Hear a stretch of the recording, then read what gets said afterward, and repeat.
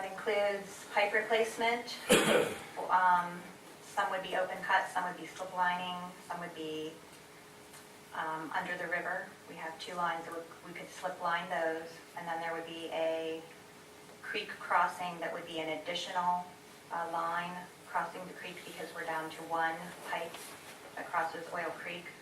So this would be an additional pipe there. It includes work at every one of our pump stations. 2 pump stations would be completely replaced. And then the 2 other ones would have renovations, updating of equipment. At the Fisher Avenue pump station, we actually have an issue because the pump station is underground. So our operators have to open a hatch, climb down the ladder, and they're in a confined space to, check on the equipment there. So this project would actually cut out the one side of the wall of the station and expose it, and we would cut a door in the wall, so it would be at grade then. So that's a major improvement there for safety reasons. It would also include water tank painting, maybe some upgrades to bring certain things up to code, but it's mostly going to be repainting of the tanks. Not every single tank, I can't remember how many exactly there are, but there's several tanks that we would be doing in this project.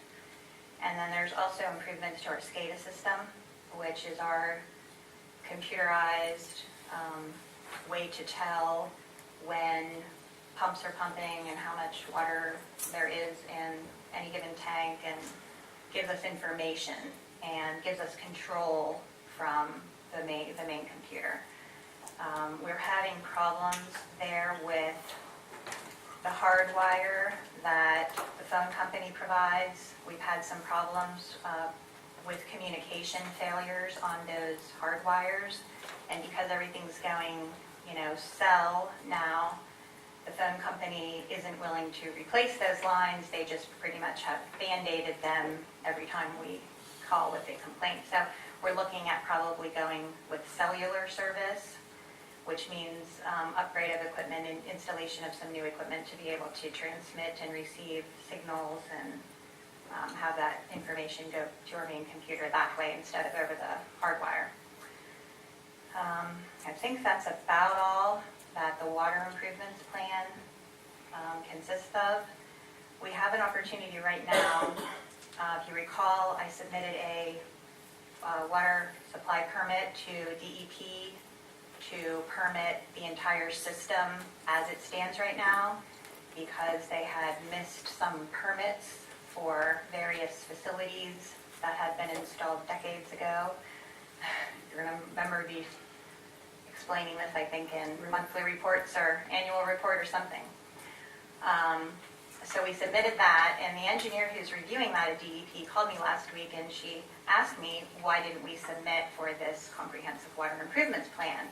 And to be honest, even though it's been out there for so long, we were in the middle of hiring a new manager. We didn't know if the new manager might think about, incurring this additional debt. We didn't want to put ourselves on the hook for this big, huge project that's going to be several $million without having a manager that could say, yes, I want you to do that, or here's how we're going to do that. So, Butch was interim, and we were, DEP told us we have to submit this permit application, so we decided to submit it, and we got that out in the spring of this year.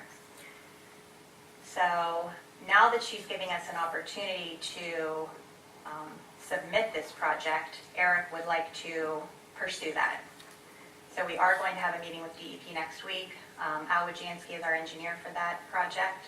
He's prepared a design engineer's report to give them some information about it, and we may be able to get this project in under that permit application, which means we save money and we save a lot of time on the review process. So we're pursuing it from that angle. There's really a lot to this project. We will need a right-of-way. We have to have environmental clearances.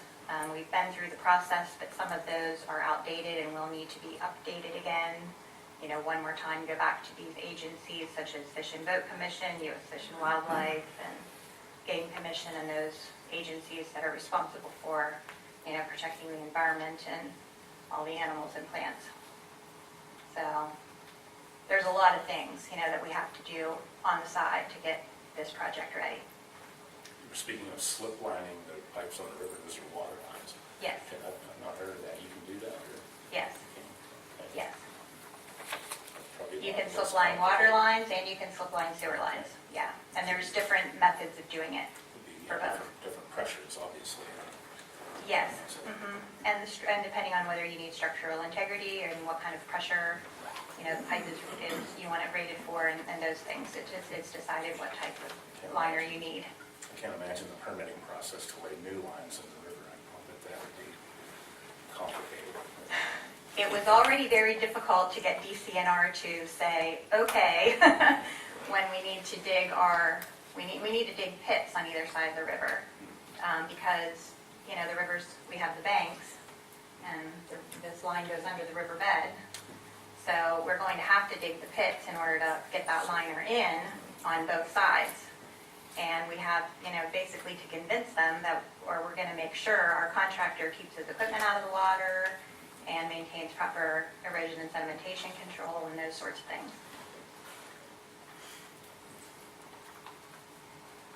It sounds like a big project Yes. and a lot of work. Yes. And you've got a lot of wishes with it. And we thank you for the information. You're welcome. How are we doing on Central Avenue then? It seems to be going well. They're up at that confluence where they switch the high-low zones. They're just finishing up putting in service lines up to 4th Street this week. And then they're actually going to cut the line, abandon and physically cut the old line between 1st Street and 4th Street. Then they will move on to installing new line from 4th further up. And they told me today they're considering going in the grass area between the curb and sidewalk, at least in the one block. I noticed that's very wide up there, that grassy area. Yeah. So, And they say there's a gas line in there, so that's the only thing they would need to be concerned about. do we have a handle on what that's costing? I don't. The materials cost around $200,000 for all of the pipe and the fittings, fire hydrants, and all that stuff. But they're, spending more money on bedding and backfill and, So no, I don't know if they're tracking that. Eric may know if they're tracking that. I think that's trying to keep up. That would be useful information in the future, especially if they can undertake more projects like that in-house, which I would like to see. I think they're learning a lot. Not that they didn't know, but they seem to be picking up the pace as the project goes. It's a project they're not used to doing, putting a new line like that. But they're becoming more efficient. Yes, sure. As I